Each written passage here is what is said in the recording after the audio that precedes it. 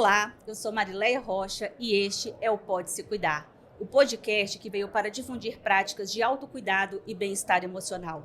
Estamos aqui hoje nos estúdios da Fornexus, na MEC Show, a feira de inovação da indústria. E nós vamos fazer uma edição especial gravando aqui na feira hoje. E o tema de hoje é sobre a saúde de cabeça e pescoço. E para falar conosco sobre esse tema, trouxe um convidado especial, o Dr. Marco Romero. Dr. Marco, seja muito bem-vindo ao Pode Se Cuidar. É um prazer ter você aqui para fazer esse bate-papo, levar informações tão significativas para as pessoas que estão nos acompanhando. Obrigado, eu que agradeço o convite e estou à disposição para responder todas as perguntas. Legal. Doutor Marco, gostaria de a gente começar que você contasse para a gente assim, como surgiu essa ideia ou a paixão de trabalhar com essas áreas do corpo. Então, quando eu começo na faculdade de medicina, eu sempre me interessei pela parte de oncologia. Legal. O paciente oncológico, estudar os tumores, os tipos de câncer, sempre me fascinaram desde o início da faculdade. Só que no início da faculdade a gente também não sabe, o aluno de medicina também não sabe o que é cirurgia de cabeça e pescoço. Quando eu já chego na metade do curso para frente, que eu vou ter o primeiro contato com essa especialidade. E na residência de cirurgia, eu entrei na residência de cirurgia pensando em fazer cirurgia oncológica para operar câncer em geral, né? E eu conheço essa especialidade e eu me apaixono pela cirurgia, que é uma cirurgia mais delicada, uma cirurgia mais cuidadosa, porque o pescoço ele é pequeno para um monte de estrutura nobre que a gente tem. Então, toda a conexão do corpo passa pelo pescoço. Então, era uma cirurgia mais delicada, mais tranquila, e eu estava acostumado com cirurgia abdominal, cirurgia barriga aberta, aquelas coisas, e aquilo não me trazia paixão. E aí a cirurgia de cabeça e pescoço foi esse que me faltava, e é uma especialidade oncológica. É uma especialidade voltada para os pacientes com câncer, ou com suspeita. Então eu consegui unir essas duas coisas, a cirurgia que me apaixonou com a área que também eu tinha interesse, que era a área de oncologia. Que bacana. E assim, faz toda a diferença a gente trabalhar com a nossa paixão, trabalhar com o que você gosta. Com certeza. Os resultados, são realmente super diferentes. E você perguntou, como que eu vim parar na cabeça e pescoço? Antes eu fiz escola técnica. Então eu passo para engenharia elétrica e depois eu entro para medicina. E aí eu falo, hoje em dia, a melhor coisa que eu fiz na minha vida, porque se eu tivesse na engenharia, aqui no pessoal com a feira, eu estaria provavelmente frustrado e não era a cabeça e pescoço, a medicina foi onde eu me encontrei mesmo, que eu gosto de fazer. Que bacana, muito bom. Eu vou saber um pouco da história pessoal, porque a gente escolhe as nossas escolhas, Sim. Muito legal. E quando a gente conversou lá atrás, um pouquinho sobre o podcast, você me falou um pouco assim sobre que é uma especialidade pouco conhecida, pouco falada. Sim. E assim, até na própria área da saúde, eu, quando trabalhei diretamente na área da saúde, era uma especialidade que eu também via pouco falar. E aí eu gostaria que também você explanasse um pouco para a gente sobre isso, porque assim, vocês que nos acompanham de casa, é importante saber que essa especialidade existe e como ela pode te ajudar, porque vai te ajudar e você vai acompanhar no decorrer desse podcast como essa especialidade vai te ajudar no seu dia a dia. Então, a cirurgia de cabeça e pescoço, primeiro ponto aí da sua fala, ela é pouco conhecida porque nós não somos uma especialidade de primeira. O paciente não chega e fala assim, vou procurar um cabeça e pescoço. Uhum. Ela é uma especialidade que ela é indicada por algum médico. Então, você foi no seu médico especialista, o seu médico da família, por exemplo, ginecologista, cardiologista, otorrino, ele vai identificar algum problema, alguma patologia e vai mandar procurar um cabeça e pescoço. Então, não é uma especialidade que as pessoas conhecem e que vão de primeira. Então, por isso que muita gente não conhece, porque nunca precisou. Uhum. Legal. Ela é pouco conhecida também até dentro da área de saúde, porque nem todas as faculdades de medicina têm a cadeira de cirurgia de cabeça e pescoço. Então, nem dentro da faculdade ela é tão difundida assim. E a cabeça e pescoço, ela é uma ramificação da otorrino. Então você tem o otorrino, né, ouvido, nariz, garganta, e o cabeça e pescoço é uma ramificação da especialidade otorrino para cuidar das cirurgias no pescoço e dos tumores dessa região. Então, vai precisar operar a amígdala, o otorrino que opera. Você tem um câncer de amígdala, aí já vai para o cirurgião de cabeça e pescoço. Então, a gente cuida dessa parte oncológica e das cirurgias cervicais. Então, quando a pessoa chega para você, ela já tem ali um indício de que tem um tumor maligno. Não só um indício, mas às vezes tem uma suspeita ou ele tem só um receio. Entendi. Porque o que acontece? Você tem uma infecção de garganta, você vai ter aquela íngua, famosa íngua no pescoço. Isso chama linfonodo. O linfonodo é onde ficam nossas células de defesa. Então, se você tem uma infecção, você vai aumentar as células de defesa no local mais próximo. Então, você vai ter aquela íngua.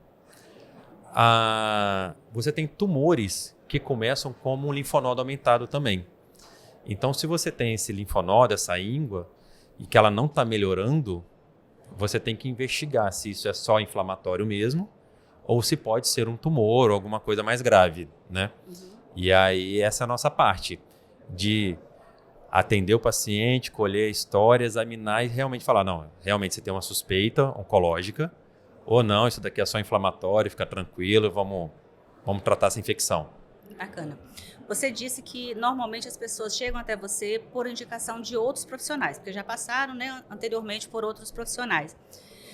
Mas é possível ou é um caminho ir direto ao cirurgião de cabeça e pescoço? Então, sim, acredito que com maior conhecimento sobre a especialidade, as pessoas passem a procurar a gente de maneira espontânea. Mas hoje, como ninguém conhece, e em julho teve o mês da cabeça e pescoço, né? Foi o Julho Verde. E teve uma reportagem que saiu na rua perguntando se sabia o que era um cirurgião de cabeça e pescoço. E ela não encontrou ninguém que conhecia. Olha que interessante. Então, as pessoas não conhecem realmente. Mas acredito que sim, que com maior conhecimento sobre a especialidade, sobre o que a gente trata, provavelmente isso difunde mais o nosso consultório, né? Legal. E assim, então vamos falar para as pessoas que estão nos acompanhando, né? Que sinais que elas devem observar e procurar, né, diretamente esse tipo de profissional? No caso, você ou outro profissional da mesma especialidade. Porque assim, a gente não procura direto porque não conhece, né? Sim. Então, o objetivo aqui é levar informação e informação de qualidade, né, para as pessoas poderem colocar em prática no seu dia a dia. Esse é o objetivo nosso no sentido geral, né, do podcast. Então, assim, que sinais que as pessoas devem observar e que podem procurar essa especialidade? Então, primeiro ponto, a gente tem que conhecer o nosso corpo. Eu repito isso. Qualquer alteração no seu corpo que aconteceu, você tem que saber que aquilo não era o normal, né? Então, você tem que se conhecer. Levando em consideração a minha área, alteração da voz. Então, se você ficou rouco, se a voz está diferente, se está com dificuldade para engolir, se tem alguma afta, alguma ferida na boca que não está melhorando, uma íngua que também não está melhorando. E aí, qualquer alteração dessa, então, caroço no pescoço, alteração da voz, alteração para engolir, machucado, que não melhora dentro de 2 semanas, você tem que procurar o especialista. E aí os sinais e sintomas vão depender da região, né, onde você pode estar com problema. Por exemplo, um tumor na corda vocal vai ter rouquidão. Se for na passagem na faringe, que é onde passa a comida, você vai ter dor ao engolir. Ou uma frase que é rotina no consultório eu engoli um espinho de peixe. Engoli um espinho de peixe, ele está aqui, o espinho está me machucando até hoje. E quando a gente vai ver, não é um espinho de peixe, é um tumor já que tem ali na faringe. Nódulos na tireoide vão aparecer como uma nodulação aqui na frente do pescoço. Tem a questão da íngua, né, dos linfonodos na lateral do pescoço. E a afta também, que você não tem afta que dura 1 mês, 2 meses. E às vezes a gente pega no consultório pacientes tratando afta há 8 meses. Passando pomadinha, tomando remedinho, chá. Mas, né, não existe uma afta com um mês, 2 meses. Se a afta está um mês é porque tem algo errado. Você tem que procurar um especialista. Sinal importante para olhar, né? Justamente. Por isso que eu falo que você tem que se conhecer. Então, até uma mancha, uma pinta que você tem, que mudou de forma, que mudou cor, procura um dermatologista, que você tem que dar uma olhada nisso. Legal. E nós vamos falar do Julho Verde daqui um pouco, né, dessa campanha. Mas antes, eu queria que você falasse para a gente sobre como eu vou dizer, se existe assim riscos, né, ou ambientes que podem direcionar, ou mesmo ações, né, comportamentos nosso que pode levar a um tipo de tumor desse. Então, os principais tumores da cabeça e pescoço, que a gente chama de via aérea digestiva superior, né, boca, faringe, laringe, cavidade nasal, eles estão relacionados principalmente com tabagismo, então o ato de fumar, e o etilismo, que é o álcool. Então, quem fuma tem 7 vezes mais chance de ter um câncer de boca, de faringe, de laringe. Quem bebe, 6 vezes mais. Se bebe, fuma? 30 vezes. Olha só. Então, é hábito saudável.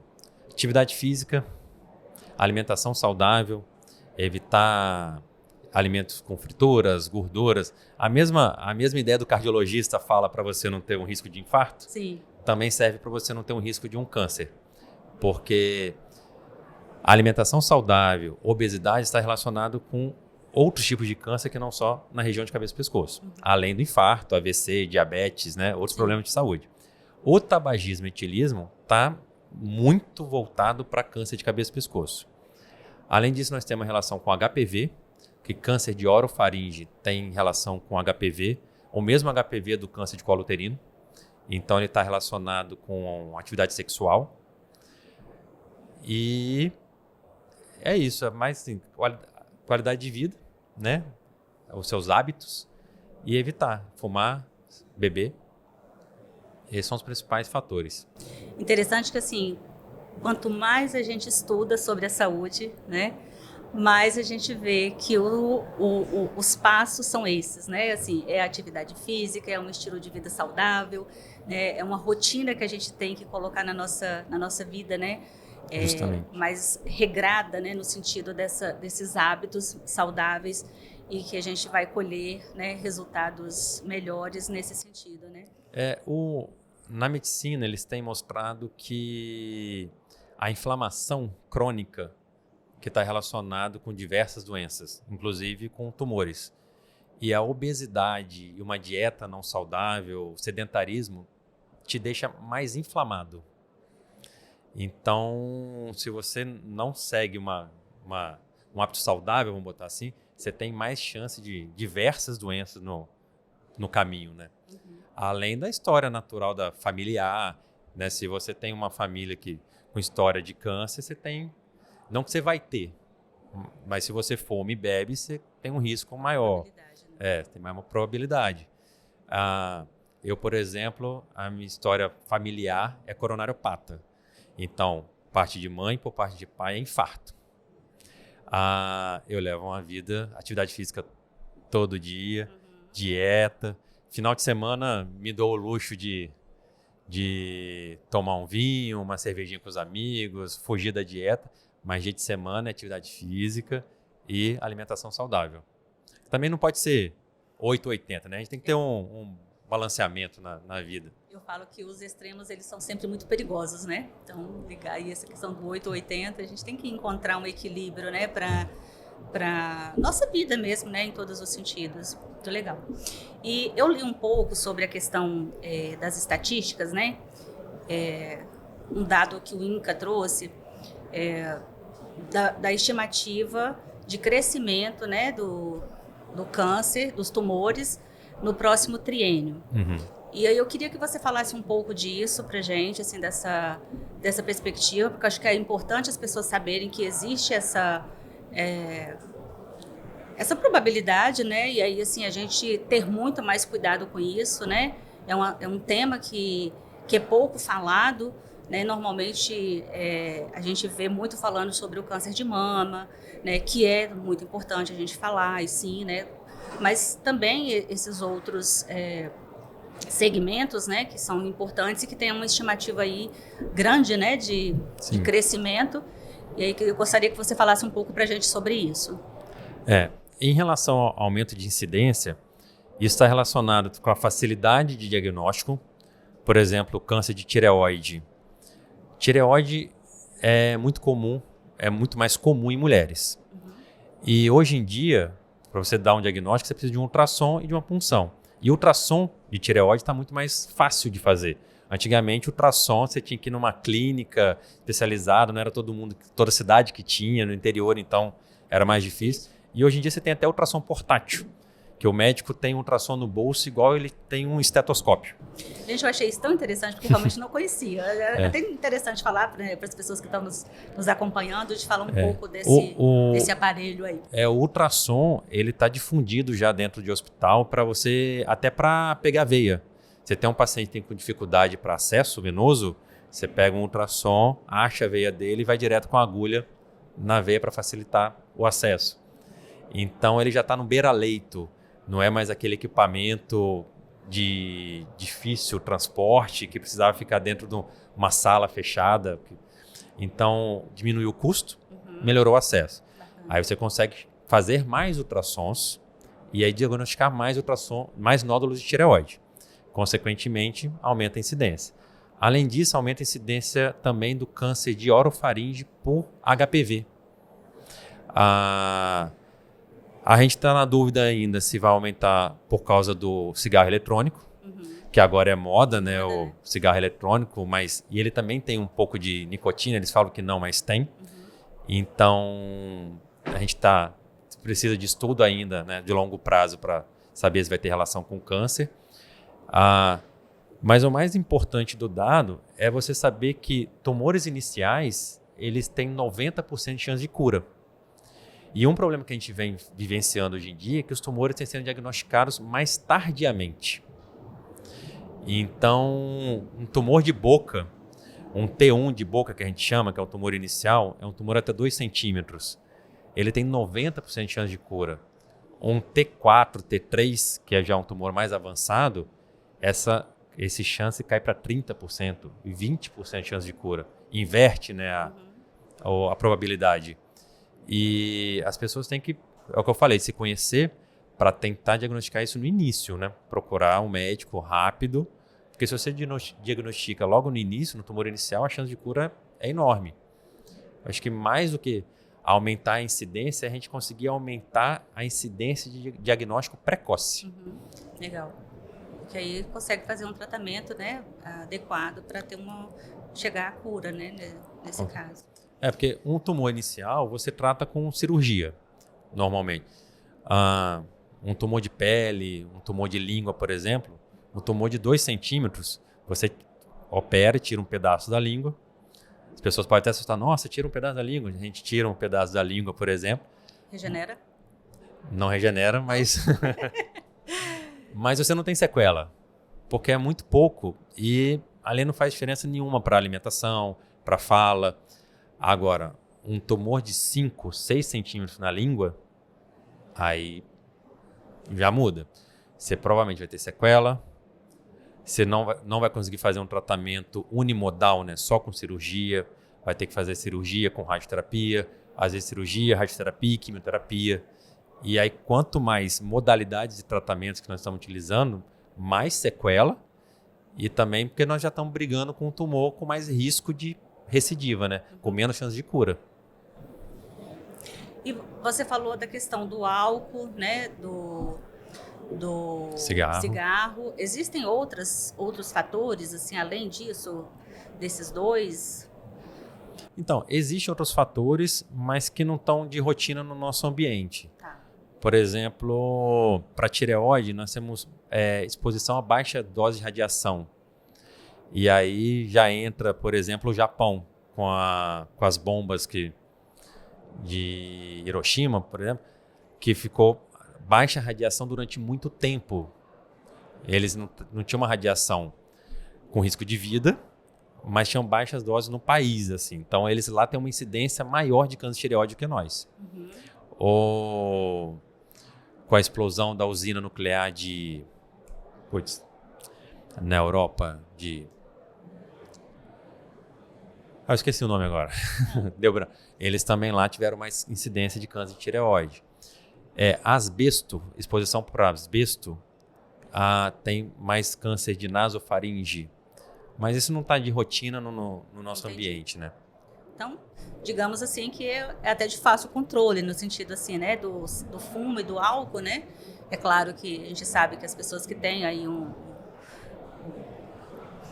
que tem um vício, né, no sentido a doença já instaurada é muito mais difícil de tratar, mas é possível, né, a gente viver em um ambiente, né, sem o álcool e sem o cigarro. Então, é possível também viver sem esse tipo de tumor, pensando nessa perspectiva, né? Sim. Você tem tumores não relacionados a ele, mas se você exclui... Os 2 maiores fatores de risco, né? Então, você diminui muito. Legal. E não só para câncer, né? Câncer de boca, câncer de pulmão, câncer de estômago, câncer de bexiga, câncer no lábio, infarto. Qualidade de vida, né? Cirrose.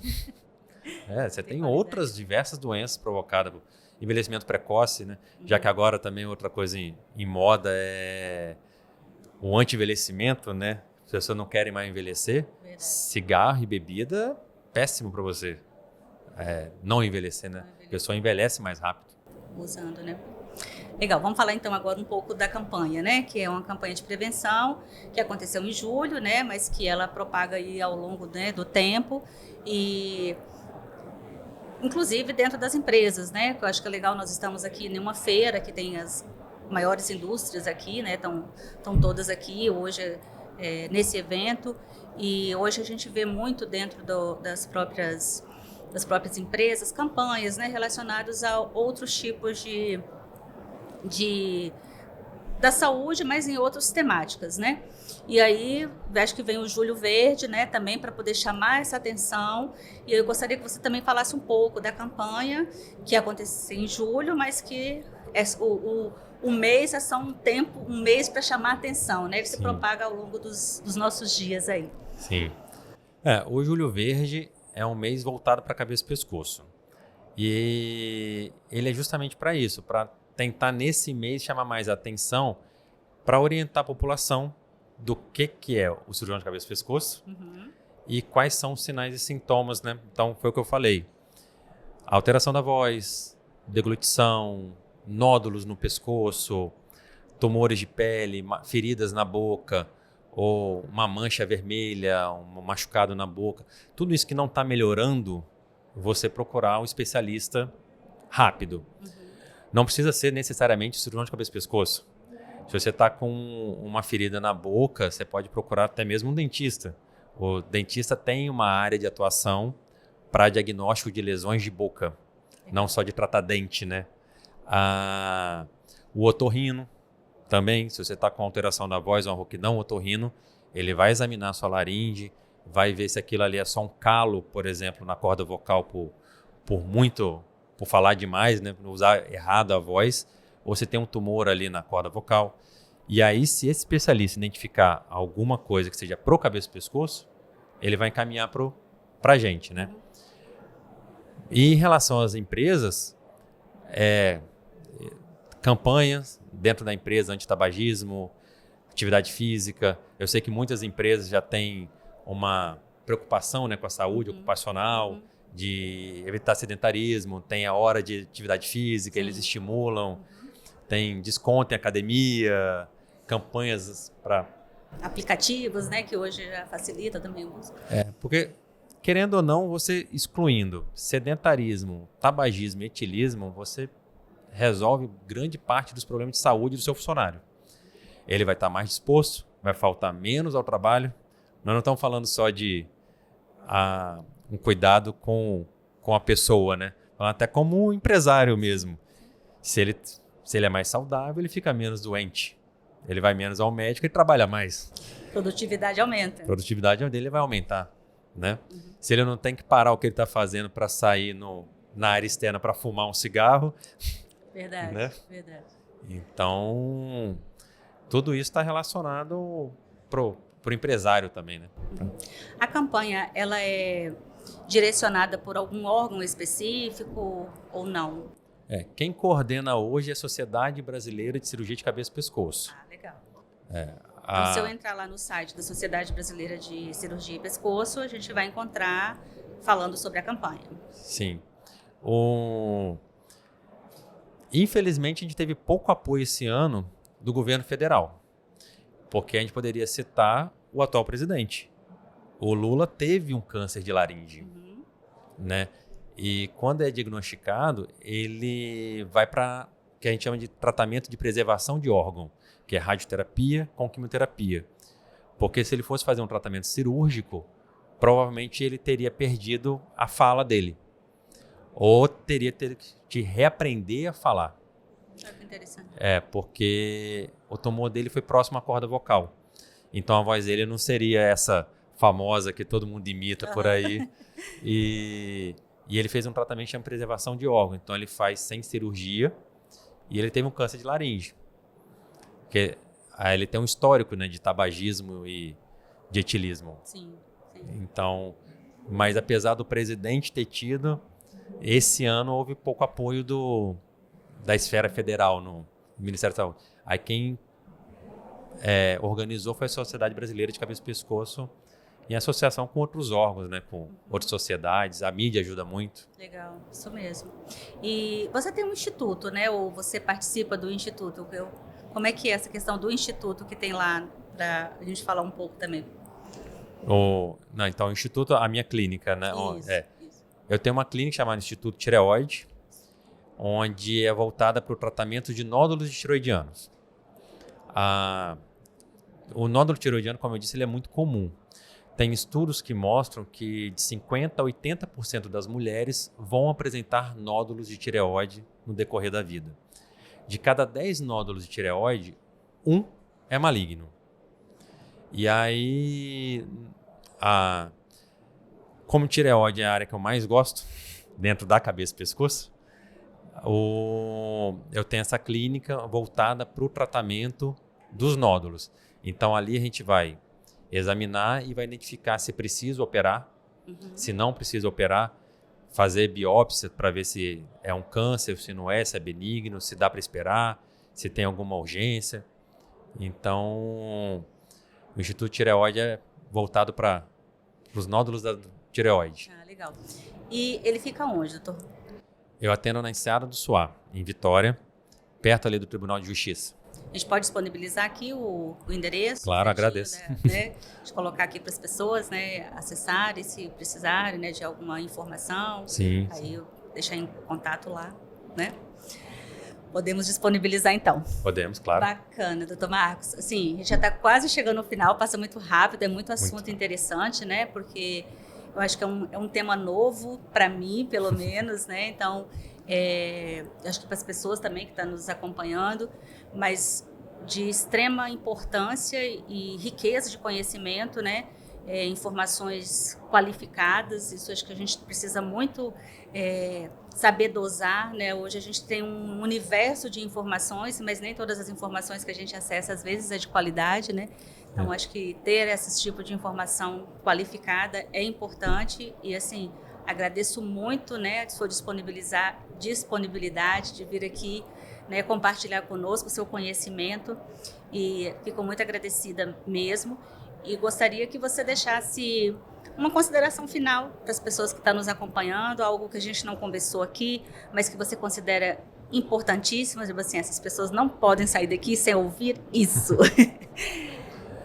Então, primeiramente eu que agradeço o convite. É sempre um prazer estar passando conhecimento, passando informação.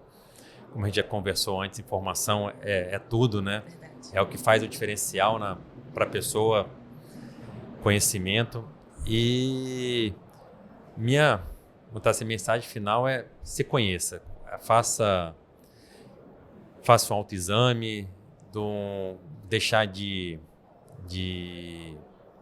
preconceitos, né? A gente tem que se autoexaminar, se conhecer, para que não passe nada desapercebido e você possa procurar um médico rápido, né?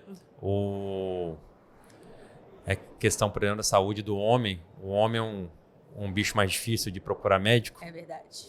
Né? A mulher já é mais sai à fácil, frente, né? já é mais fácil isso. Mas essa questão de você tem que, a qualquer alteração, continua com essa alteração, não está melhorando, procura um médico, procura um especialista, que mesmo que não seja nada, tira aquilo da cabeça, né, e segue a sua vida. E se for, tá ali no início, né, tem um tratamento, né, tranquilo para seguir. Doutor Marco, muito obrigada. E a gente fica aqui com esse episódio, terminando, né, o episódio. Agradeço você que tem nos acompanhado, que acompanha mais esse episódio. Deixa aqui o seu comentário, a sua pergunta. Se tiver dúvidas sobre o que nós conversamos aqui, pode deixar a pergunta que o Dr. Marco vai, né, já estou aqui fazendo o compromisso dele responder alguma pergunta que você tiver a colocar aqui, né, a gente direciona para ele poder responder a sua pergunta.